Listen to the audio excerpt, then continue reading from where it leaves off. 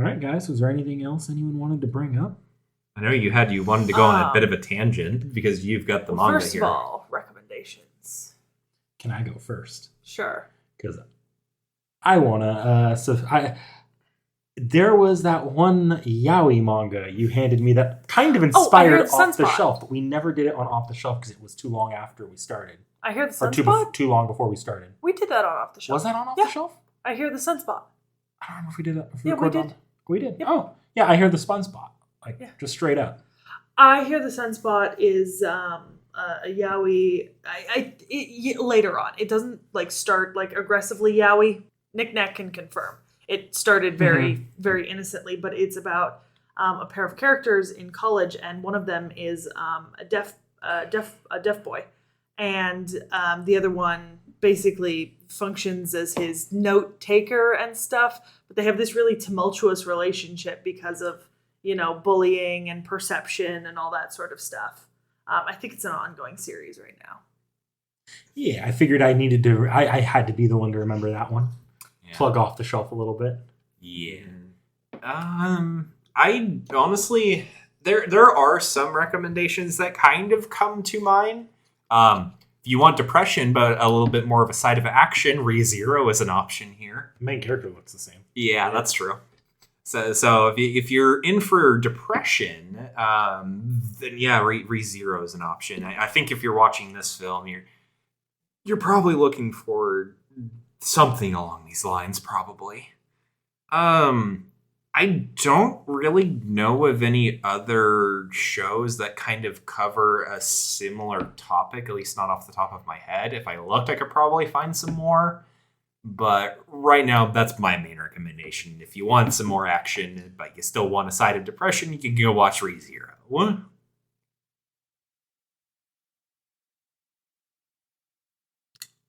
Okay. I got two things I'm going to suggest, and they're both going to sound a little weird, right? The first one is Itsuwari Bito.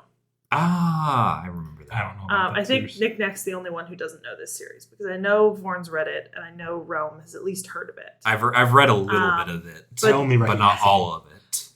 I was planning on doing it eventually on Off the Shelf. I think you'd enjoy it, but it's a fascinating manga, and I think it also manages to convey a lot of personal emotion and kind of lessons learned in it.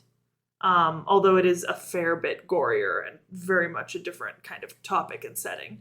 And then this is going to sound weird as well, but Moriarty the Patriot, Yukoku no Moriarty, the way that they come at that show, right, starts from, a bunch of characters as kids and dealing with kind of the world and how the world treats them, and then, them growing up and turning it back on other people. I think both of my recommendations here are slightly gorier and maybe not as redeeming. The characters don't, the people who are doing bad in those shows don't necessarily get redeemed like here a lot of them do. But I think that there's some similarity in emotional notes and the general premise. I mean, ReZero is also pretty gory in that regard if you take out the censorship, so you're not wrong for submitting those ones. Okay, so I actually have 3. Man, we're progressively getting more. Manga and anime, 2 anime. Or is it manga and an anime? 2 manga, 2 anime. 2 manga, 2 anime. 1 manga, 1 manga and anime. And now 3 anime, or a combination of manga and anime. Anime. Okay. All right. So but they're probably all based on manga, so that makes 6. Probably. I don't remember, nor do I really want to go check. If you really want something a little bit more sadder, My Lion April. Oh, that's got a manga. Yeah. Oh, March comes in like a lion. Yeah, that'll definitely. How did I forget that? Yeah. Also, it's Your Lion April. Oh, yeah. Your Lion April. Sorry. Yeah. Angel Beats, especially the last couple episodes right there. And then Snafu, if you want that emotional shit more. So yeah. But with a side of actual romance. Yeah, side of actual romance. Yeah. Seki giving the snafu face. I mean, I'm gonna give it as well because I'm really disappointed by Snafu. Honestly, I'm not gonna lie. March comes in like a lion, though, and you're Lion April. Yeah, I can't believe I honestly forgot Your Lie in April as Yeah. well. Even though I haven't seen it personally, so I really couldn't. What's that thing that we all watched that I hated that you loved? Girl got rebar through her middle near the end. Anime, 12 episodes. We were watching it on like a random anime day. Rebar. Was I still present for this one, or is this more recent? No, we all watched this together. Okay. It was like this weird anime. You always identify the fucking OP when it comes on. Depressing as shit. Give us more. Wait, was that Maho? No. Unconnected to anything else. A single show. I'm trying to think of fucked up shows. I don't think I usually watch them. Yeah, but no, this was remember back to a couple year or two back, and we used to like go to like a streaming service and then just pick random anime and watch it. Mm-hmm. That's how we watched this show. It was like a one-word title, started with an A. It was like okay through the beginning, but then it got really, really depressing in the end and a bunch of characters died. Like really suddenly. Was it Another? I don't remember watching. I don't remember watching Another. See if you can, Saki, see if you can Google it, because I'm not remembering here. I know that you fucking remember it, because every single time we play a goddamn anime song challenge, you get this. It was like, I don't usually watch stuff with you guys. We watched it together as a group. I distinctly remember this. Considering that it was 2 years ago, it makes sense that I don't remember it at least. Yeah, this has been a while right there. I'm looking too. I'm going to my mouth. I left my phone on the table over there by the TV. Yeah, like, I only think it's like, I'm Johnny, like, freaking that thing. No, it was not. Which definitely wouldn't be it, because I watched that by myself. I was thinking, first thing came to my mind was Yojo Senki, but I know I like that one, and I know that Nick Nack didn't like that one so much. And it started A. Yeah. Anohana? Was that it? No, because we never watched Anohana together. I've never seen a single episode. Charlotte! I was wrong. Oh, I had the fucking A in my head. It was Charlotte. Charlotte. But, wait, when did she get a rebar shoved through her? I know the woman that he's talking about. Okay. It's the one that comes in my head. It was the but sister. Also, I think like one. Oh. My recommendation here is Charlotte begins at the beginning and ends around the middle. Okay, but I'm not wrong in my reasoning. I did but now it is coming back to me. We did watch the show together. I just didn't remember it because I didn't really like this one that much either. So that's why I just didn't remember. Well, tangent aside, we settled that matter, I guess. Yeah. Yes. I was driving me fucking nutso. So, Saki, what did your looking at the manga turn up? Some really interesting stuff about a couple of the characters that I think we should just, if you don't mind. Yeah. So remember that teacher, the shitty one? Mm-hmm. So he is a shallow man who finds Shoko's presence in school unfair to the other pupils. While he's disappointed in Shoya, he still laughs at the jokes made about her by the other kids. After her transfer, he supports the class in turning against Shoya as a scapegoat and refuses to believe him when he claims he's being bullied. Years later, Shoya runs into him again, and he says that he's grown into a fine young man, and all the bad things in his past are what made him better. So one of his friends dislikes this and throws his drink in his face. Fair. Yeah. Definitely deserve that. Yeah. Absolutely. I mean, he's probably the one that's responsible for all this. Yeah, they were shitty kids. All Yeah. kids are shitty at that age. But he agreed with them, and he let them perpetuate it. Yeah. And then the Shoko's mother, right? This is pretty interesting. So she caught a virus from her husband when she was pregnant with Shoko. That left Shoko deaf when she was in the womb. And her husband filed for divorce while she was still pregnant with her second child, leaving her to raise both of them as a single mother. What the fuck? Ooh. Yeah. Do we get any context for Shoya's mother? Some in the Wikipedia. I'm sure there would be more if I went looking. In Wikipedia, it says that she's a single mother, owner of a hair salon. but doesn't say anything about about why she's a single mother. No. Okay. I'm sure if I looked further into How it. about the Brazilian guy? Yeah. Oh, Pedro. Yeah. What about Pedro? Present in the manga. So in the manga, it's first portrayed as her dating Pedro, and then she has the daughter Maria with him, and apparently they're expecting their second child in the final chapter of the manga. Yeah. But he's military, so he's off a lot of the time. Yeah. He's only home on leave. So Pedro dated the mother, which no, her sister.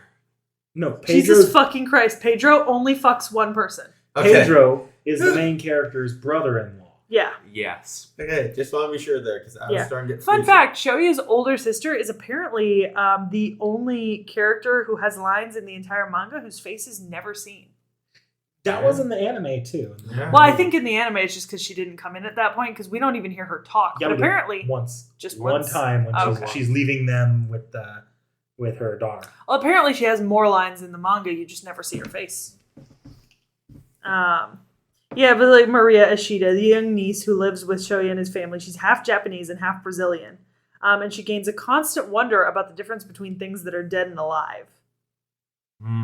That's my reason why she liked the picture so much. Yeah. That's not that sister. It's the other one. Oh, okay. This is the little girl. The little girl. She wasn't doing pictures. No, I think she was admiring the pictures at one point. Pictures to the kid. Did you not remember that? Maybe for a second, but not the way. Okay. Not like it's not like she was actually like, give me these pictures. I guess it's a strength of this movie that was we all watched the same movie and caught very different subtle characterization moments. Yeah. Yeah. Black hair girl? Okay, that's Ueno. Yeah. Let's see. She watches Shoya become a loner throughout middle school and believes that their sadness from her having to cut off contact with him to him hating everyone, including her, is all because of Shoko. She runs into Shoya years later, tries to reintroduce him to her classmates. She's got a crush on him, which causes her to be jealous and resentful towards Shoko. Despite being in the same group, Shoya doesn't end up trusting her until after he's released from the hospital. And she ends up going with the other girl, Sahara, the one with the short hair, to Tokyo to become models together, where in the epilogue it's revealed that she's slightly less mean now. I see. So we got that in the anime. Yeah. Although I think he wakes up faster in the anime than it sounds like he does in the manga. I'm not entirely sure. It doesn't specify. I mean, obviously it's a movie, so the pacing is going to be a little bit different. So maybe there's a little bit more time between him getting out of his coma and the characterization happening and everything. So, and usually like school festivals, like we didn't see any school festival planning, so I'm assuming at least maybe a month, a week. Yeah. We got a good amount of characterization out of her, but that's because the movie goes and presents her as not the main villain, but sort of the main antagonist of this film. Yeah. She's the instigator of a lot of the conflicts. I will say, unlike the movie, the manga seems to focus more on the section when they're even a little older than they are now. And it's the entire group of them intending to create a movie together. And so they go through all this trying, finding people to act in the movie and filming locations and permission to film and all this sort of stuff. And it just kind of it's the setting and the drive for them being together in different places doing different things. So the manga goes past the point where we saw a little bit more. Yeah. Okay. And further out into the epilogue. Yeah. That makes sense. Yeah. Yeah. Obviously, like, if they tried to cover everything in the manga, it probably would have taken them, like, 3.5 hours. And it might not have worked as well with the pacing. Yeah. Because it definitely would water down especially a lot of stuff, because our freaking attention man is crap. Osaki, do you see what time it is? 11. It's after 8. Jesus fucking Christ. Amazing. Okay.